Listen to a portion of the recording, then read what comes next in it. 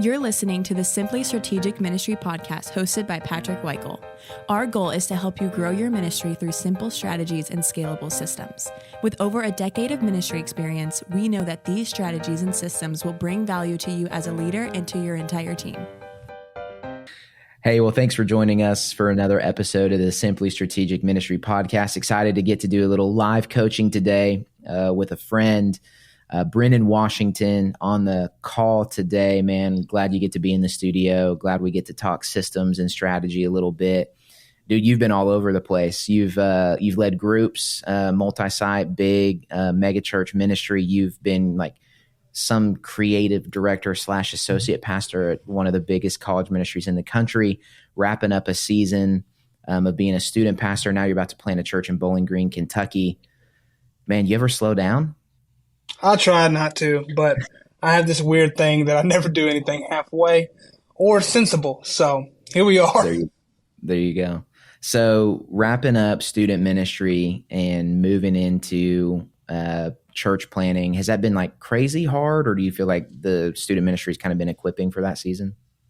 It's for sure been equipping, but it has been challenging because, you know, going from a student pastor role, it's like, okay, I have a ministry that I've been called and gifted to lead, but I also have the covering of the pastor of the house, which has been nice. And so transitioning into the season and realizing, wow, I am the pastor of the house, which means, you know, more spiritually, I got to be digging the well, because if I'm not, then the people that call City Light Church home are going to be spiritually starving too. So, it's been challenging for sure. Yeah, and we'll link to your church and your church plant and all that stuff in the notes. And man, if y'all are in Bowling Green, around Kentucky, hit them up, give them a shout. We'll put the PayPal, Venmo, Zelle, all the stuff in there too. You guys can give a lead gift, a love gift if you want. Come on now. Love offering. Yeah, but you're talking about like now that you're the leader, I know we've had conversations. Like one of the things I've respected about you for so long is like you're strong systems, but you're very like heart for the people. And even the conversation today that we're going to dive into and help give you maybe some extra brain power to is just, man, what systems now, not as the student guy, but as the lead guy, what systems do we need to be running to take care of people? And so I know you've got some questions about that, and I want to tackle some of that today and help you. But man, let's learn from each other and have a conversation that'll be beneficial to everybody else. So talk to me a little bit about what we're using in student ministry. Are you planning to take that over? I know Planning Center is the big name in the game. I know you love Planning Center. I love Planning Center. Talk to me a little bit. How have you been using it? How do you want to use it? What's some stuff that we can help with? Yeah. So our systems that we've been using, student ministry, some of which we inherited and, you know, contractually we're obligated to stay with. And it's helped me to see that some systems, you know, a system's great, but what's better is a system that you actually use and one that works. Yeah. And so that's something going into church planning where I'm like, okay, like you said, I don't know if I would call myself a systems guy, but I really want to be a systems guy. I really want to excel at systems. And so as we're trying to think about, okay, how do we build out these systems? Because we don't get a playbook. We are establishing it right now of how we're going to implement and use systems. I mean, Planning Center is one of those things that we really leaned into and looked at and said, okay, with the whole Planning Center package, not only do we have services, but we have groups and people, we have registrations, you know, our giving platforms on Planning Center. And there's even different layers into it that I've never even had experience with, like check-ins and things like that. So, man, Planning Center is one of the things that, you know, all spiritual things aside, I'm like, man, I want to get this right. Right. I want to use this to its full capabilities. Yeah, and I think that is the great thing about Planning Center. I've used other systems. Landon's used other systems. We were at a church that used another system together. We used to work together. But Planning Center is just the best. I feel like it integrates across all those different platforms, like you said, and is really centrally controlled by the main brain or the hub of Planning Center people. And I think the great thing, too, about people is that it's free. So specifically for church plants, but then maybe other ministries, it's like, hey, if you're using one of these other systems, but you're interested in test driving Planning Center, well, you can use Planning Center people for free, and you can import people into it, and you can have the database of people and have their profiles, but then you also get workflows and lists, and you get some of that other dashboard stuff that comes with Planning Center people. So yeah, the church database management system is important, but I love that Planning Center is also more than that, not just with its other arms, but even in people. Like, it actually gives you good workflows, good systems, good lists, and then you can run automations off of that with other like outside apps like Zapier and stuff, which I'm sure we'll tackle a little bit. So, I mean, how's that going? Like, what's the tension point? What's working? What's not working? What's confused? What needs clarity? I think what needs help now, and we're trying to figure out, is how do we build out a framework so that this not only works now, but is also successful when we do start adding people and workflow and getting connection cards and things like that.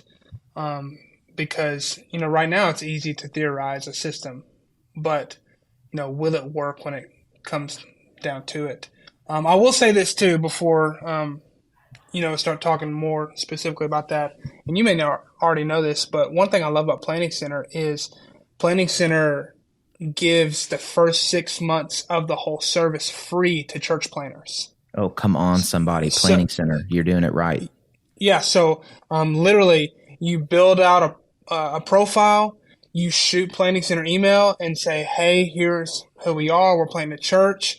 I think they may have asked for like our, letters of incorporation or something like that. But then they shoot you an email back within the same day, like, hey, we've backdated your start date, and, it's free for 6 months. So if you're a church planner and you're not using Planning Center, then you're wasting money. Yeah, and I guess that's a good thing, too, to say, to kind of set up the conversation around Planning Center of like, I feel like everyone knows Planning Center for services. Like, especially if you're in the worship and production world, like I plan my service. And the cool thing is, if you have services, you do have people. Like, you can click in the upper left-hand corner. It'll do a drop down, like click services. It's going to do a drop down. You can click people, and all the people that you have scheduled to serve in your services, they're already in your people database. And so like you can already track them, and they already have, profiles and things like that. And then, as you move to the other paid applications, they'll exist there too. Like, it's just so seamless. They just do it right. They're not perfect. We can say that because we're not sponsored, although Planning Center, if you want to sponsor us, we would love that. But they're not perfect, but they get a lot right. And I love to hear that about church planners. So you said, okay, so we're moving from student ministry, planning a church. We want to create like an organizational flow that works. And I think that's so key what you said. So much of the coaching that I do these days is like, hey, don't do something at 55 that doesn't work at 550, So you want something that scales with it. What specifically has been your attention like in that, like getting started? 'Cause you said it's easy to theorize, but it's harder to get going. So what's been hard? I think the hardest part is about the automations. Okay. I want us to be able to, I'm thinking right now I'm in the headspace of like interest parties. And so getting initial information with people that we may never see again. If we don't get that information and we don't log it correctly and we don't automate it and set it up to where we're getting proper follow-ups, we may never see them again. So I'm struggling figuring out what is the automation side look like? Yeah. And then how to set up these workflows so that a team that is really small is able to make sure that we're connecting with people well, they're not getting dropped through the cracks, and they're getting multiple touch points to think, well, man, this church just started, but they really care about me. Yeah. Okay, well, let's dive into that. Let's tackle that one by one, because I hear like onboarding and intaking people, automating and then some sort of process of dumping them into workflows, and then from that using workflows to follow up. Yeah. So, okay, I would say this, man, one of the most helpful things and if you know about this, then just stop me. And if you don't, then let's have the conversation. But one of the greater things that Planning Center people has is forms. So like at the top of Planning Okay. Center, you've got workflows, you've got lists, and then you can have forms. And really in the Planning Center world, what they've created those forms to be in people is to be a gathering place of information. Now, little disclaimer here, if you're using Planning Center and you're trying to use forms for registrations, that's going to be an issue. You're going to want to use the registrations Planning Center like function, because forms, when you create a form that then you can make a QR code for, it's all digital, you know. When you make a form, when I put my name in, it's going to create a new profile for me. And every field that you have on that form is going to populate a profile. Now, Okay. Brady Shearer just put out some good content. If you don't follow him, we'll link to his Instagram too. He's worth a follow for sure. But his whole thing right now is about connection forms being shorter. And I love that and I appreciate that. But the great thing about Planning Center people forms is the more info you get, the more built out you get their profile. So I'm thinking if you're talking about interest parties, like I might do some sort of like link or QR code, or maybe I'm just publicizing the interest parties through Instagram targeted ads, word of mouth, mailers. I mean, I'm sure as a church planner, you're doing it all. You're knocking on doors, like the whole deal. And somehow when I get to that, you know, interest party, or maybe even beforehand, I'm getting my info captured on a form. And then we just need to decide what's the bare amount of information we want to become a person in our database. And I would imagine for you, that's going to be name, number, email, and address, although address feels real personal these days. So I don't know, what are you thinking? No, I would agree with that. Name, number, email, and then I would love address because I want to write cards and be able to send them to them. And you know, now that address isn't used and mail isn't used as much, or snail mail isn't used as much, I think it is an opportunity for us to like really communicate. Oh, we went to the degree to send you a card. Yeah. So if we can capture that, that'd be great.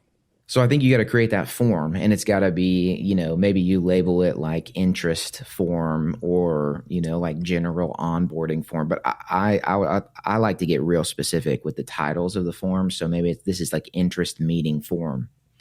And the other thing is that you might want to consider of dropping in that form is like a, how did you hear about us? And one of the cool things about Planning Center people forms, it's really easy. Like you just drag the fields from the right side into the form of like what you want. And one of the things they have are conditional drop down boxes. And what that means is if I select A, it's going to put me in workflow number 1. And if I select B, it's going to put me in workflow number 2. So that kind of dips its toe in some of that automations talk that you're talking about. So like a way that we would use that at the church I'm serving at now is, okay, like a decision form. And if they select, I want to give my life to Jesus, then that's going to automatically dump them into a salvation follow-up workflow. Gotcha. So I would ask, and maybe we could talk about it a little bit, like what might those conditional things be, of like maybe either how did you hear about us, and maybe you get a whole workflow that's like word of mouth, or maybe a workflow that's digital ad, or maybe it's not a conditional drop down and it's just a box. So that way you can see the breakdown. But in that automations world, like what might be a conditional question that you would want to drop into a workflow? So maybe it's like, okay, so maybe it's how often have you attended church in the last 6 months? And if it's like never, maybe you want to go hard after those people. Maybe that's going to put you in like a, you know, like tier 1 workflow. I don't know. Does that make sense? Yeah, I think one that came to mind is because I'm assuming with this form, it can integrate with like or WordPress site and stuff like that. Yep. You can share the link, you can make a QR code, or you can embed it onto a site. Okay. So one way that I thought of that we would probably want to use conditionals is this the first time, or have you been to an interest party before? Something like that, because we would want to we wouldn't want to communicate to that person, if the answer is yes, we wouldn't want to communicate to that person like they've never had a touch from us before.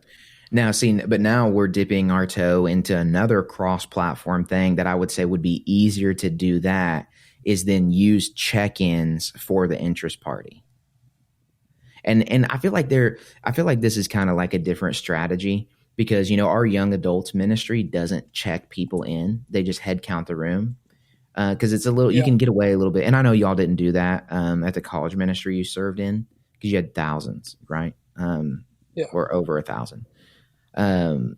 But if you can justify and get a check-ins going on that planning center profile of that person, it will see, like, under their planning center people profile, if you type their name in and go to it, there's an activity section and it will show you their latest activity and what part of planning center it was in. So it'll show you check-ins. But the other thing that you can do is, if you're worried about like double communicating or whatever, is in planning center, you can just run a list. And the first thing it's going to ask you is like, what do you want to see? And so it'll be like people, check-ins. It'll be all the applications you have or you don't have. And one of those can be check-ins. And you can run a list of like, hey, everyone who has checked in to an interest meeting ever or between this amount of times or whatever, let's run a list. Or you could say, I want people who have never checked into an interest meeting. And then you run that list and it'll give you the profiles of everyone you have that has never checked into an interest meeting. And then the cool thing about lists, to dip the toe into automation, to not go too much into a rabbit trail, is you can set that list to auto refresh every night. And you can set that list to every time someone new is added to it, they'll get an email. Oh, I love that. So you can use that in so many different ways. Like you can use that for first-time guests. You can use that for serve team interest stuff. You can use that. Like, I want to run a list of, people who have teenagers, or, that's very me in youth ministry context. But so I wouldn't, all that to say in a long-winded way, I wouldn't worry about making the conditionals of whether they had come or not come before, because Planning Center is going to give you so many easier ways to do that. So the conditionals are, if I'm hearing what you're saying correctly, the conditionals are best used to segment demographics and get them into a workflow. Yeah. Yeah. Okay. It's So either you trying want to to figure out segment a list or to dump someone specifically into a workflow, so that way they're followed up with. Okay. That makes sense.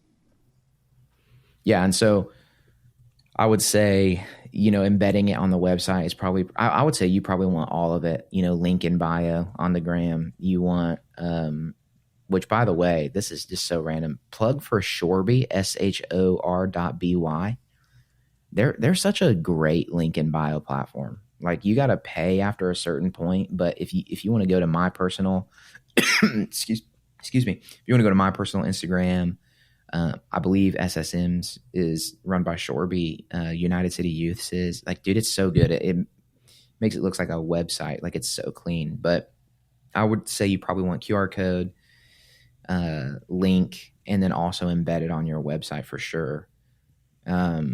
And then just identifying those conditionals of, like, maybe it's, are you interested in finding a new church, or are you looking for a new church? Like, how interested are you? Something like that. That basically something to qualify. Is this a hot lead or a cold lead?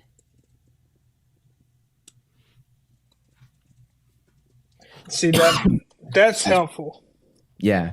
And then in the automation world, Zapier is a third-party app that makes other apps talk to each other. And so as far as automating, what I think I heard you saying is, like, making sure that people get followed up with. So if I fill out that form, I'm interested in City Light, and now I'm a person in your profile, one of the things that we want to do is build out member types. So that way you can organize the amount of people. And so you can do that in the custom settings in the upper right-hand side from someone's profile. And you can say, well, what is a prospect or an attender or a member or whatever. And so I might dump those people into workflow to get those, like, organized. Otherwise, your, like, dashboard is just going to say 100% members or 100% attenders, and that's not helpful. Dashboards are only helpful if they visually represent clean data, you know? At least that's my personal opinion. And if it's not your opinion, you're wrong. Yes. But That's like, good. I think you do that in a workflow, but then I think another part of it would be creating those conditionals to dump me into a follow-up workflow somehow.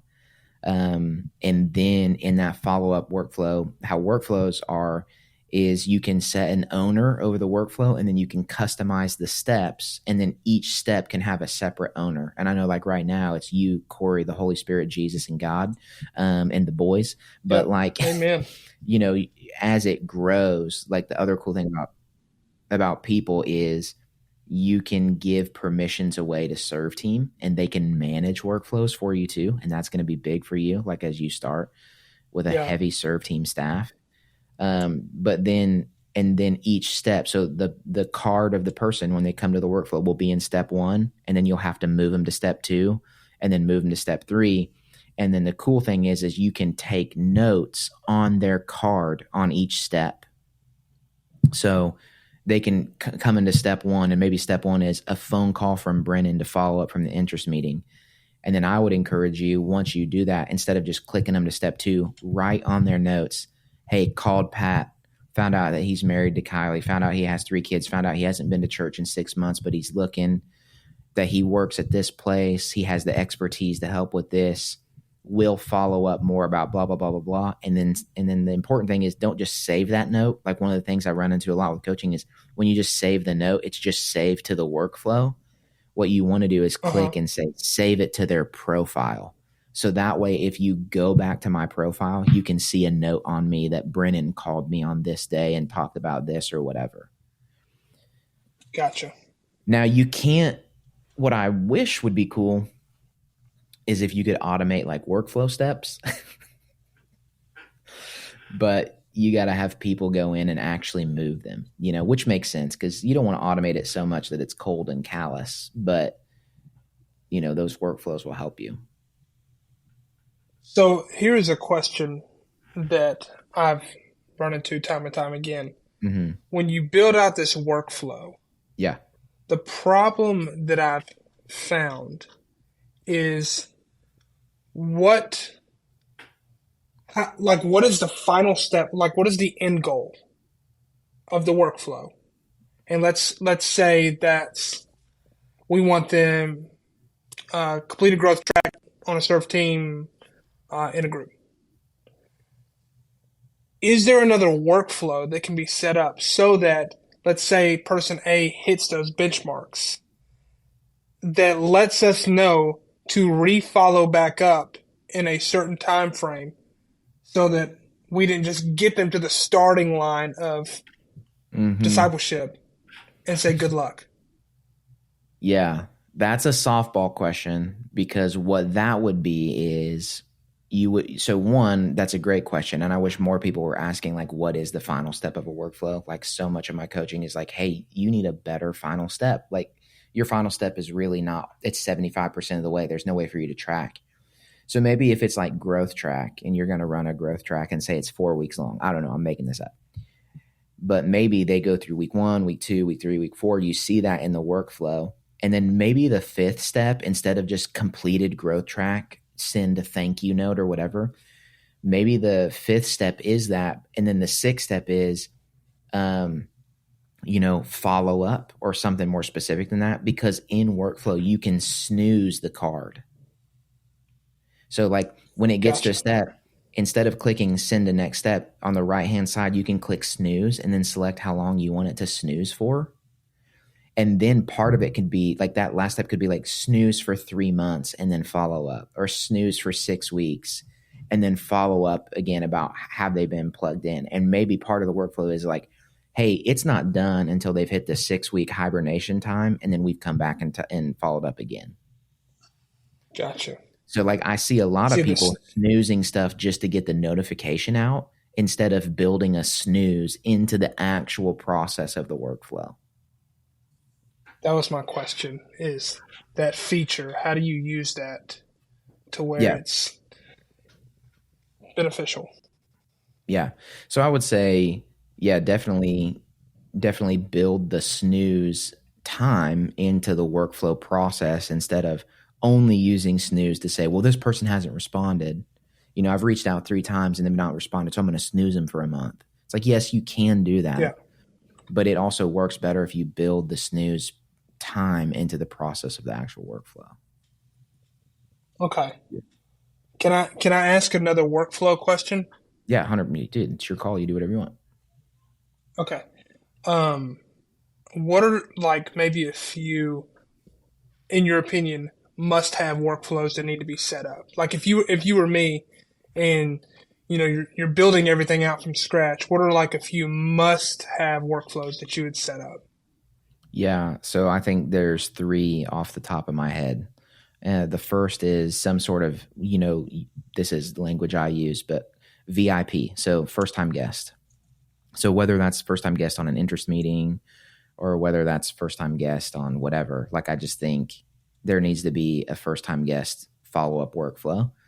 The second would be a decision, so a POF, profession of faith, and that's anything from hey, I'm professing I need prayer in this area. I'm professing I need to take a next step in baptism. I'm professing I need a relationship with Jesus. I'm professing that, I need God to show up in whatever way in my life. I think that's a workflow. And then the third workflow, I think, is onboarding and assimilating some sort of serve team or volunteer. So some sort of interest workflow of like, hey, I've been identified or I've self-identified as I want to join the serve team for City Light, and what's the process for qualifying and training and pouring into that person to get them plugged in. Those are my basic 3 for every ministry ever, always. Maybe a fourth for you in church planning world is some sort of interest workflow that relates to giving. Like, hey, this person has either asked more about the mission and the vision, that this person has sparked some sort of interest, or they've been shoulder tapped, or they're self-identified. They need this vision phone call, or they need something else to get them to partner with us through generosity. And that, I think that could be a workflow for you as well. Thank you. Those are money. Yeah, but those 3 are general, but I think work in any ministry of follow-up, decisions, and then onboarding serve team. Because then you can run, like we talked about, you can run those, automations. You can run those automations off of it. You can, hey, this person in a workflow, we want to email these people. You can build lists off that in Planning Center. So lists is really the place to build those. Some people cringe at this. Maybe list is the place to build those segments, although technically segments are under lists. So if you want to build a list of, these are all people with kids, like you can build that list and then fire off emails or text messages or stuff like that to them. ClearStream is a texting service that integrates with Planning Center. It's the one we recommend because it's the one that Planning Center kind of works best with. Okay.